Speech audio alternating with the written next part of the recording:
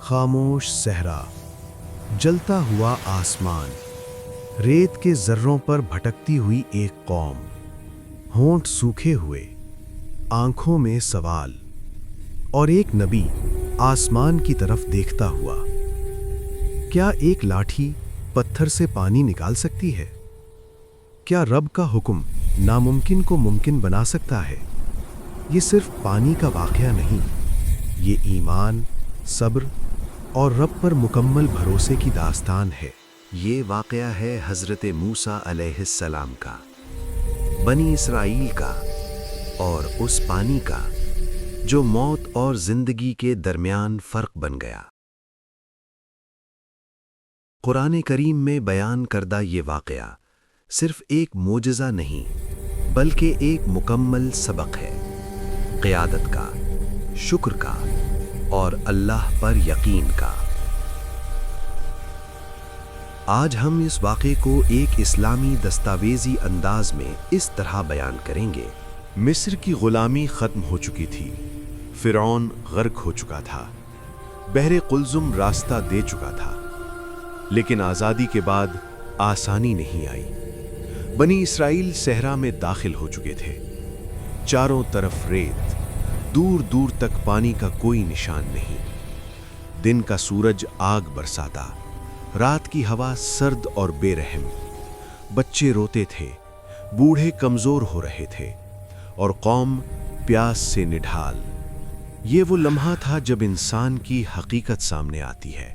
لوگ حضرت موسیٰ علیہ السلام کے پاس آئے، آوازوں میں بے چینی تھی، لہجوں میں شکایت۔ اے موسیٰ، ہمیں پیاس نے مار ڈالا ہے، کیا تم ہمیں یہاں مرنے کے لیے لائے ہو؟ یہی قوم جو ابھی سمندر پار کر کے آئی تھی، یہی قوم جو ابھی فرعون کی لاش دیکھ چکی تھی، لیکن پیاس ایمان کو آزمانے لگی۔ حضرت موسیٰ علیہ السلام خاموش ہو گئے، نگاہیں جھک گئیں، دل میں بوجھ تھا مگر زبان پر شکوہ نہیں۔ حضرت موسیٰ علیہ السلام نے اللہ کی طرف رجوع کیا، نہ چیخ نہ شکایت، صرف دعا۔ اے میرے رب، میری قوم پیاسی ہے، میں بے بس ہوں، تو ہی مدد فرما۔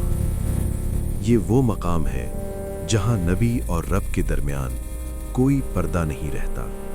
اور پھر اللہ کا حکم آیا۔ اللہ تعالیٰ نے فرمایا، اے موسیٰ، اپنی لاٹھی لے اور اس پتھر پر مار۔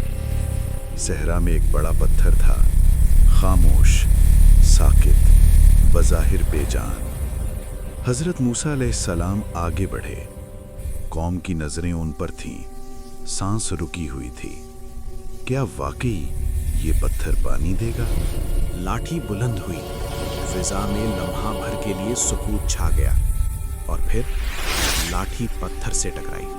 اچانک پتھر پھٹ گیا، ایک نہیں، دو نہیں، بلکہ 12 چشمے پھوٹ پڑے۔ صاف ٹھنڈا بہتا ہوا پانی، ہر قبیلے کے لیے ایک الگ چشمہ، کوئی جھگڑا نہیں، کوئی دھکم پیل نہیں۔ یہ اللہ کی حکمت تھی۔ صحرا میں زندگی لوٹ آئی، بچے ہنسنے لگے، بوڑھوں کی آنکھوں میں آنسو تھے۔ یہ آنسو پیاس کے نہیں، شکر کے تھے۔ قرآن کہتا ہے، ہر گروہ میں اپنا پانی پہچان لیا۔ یہ صرف پانی نہیں تھا، یہ رب کی رحمت کا اعلان تھا۔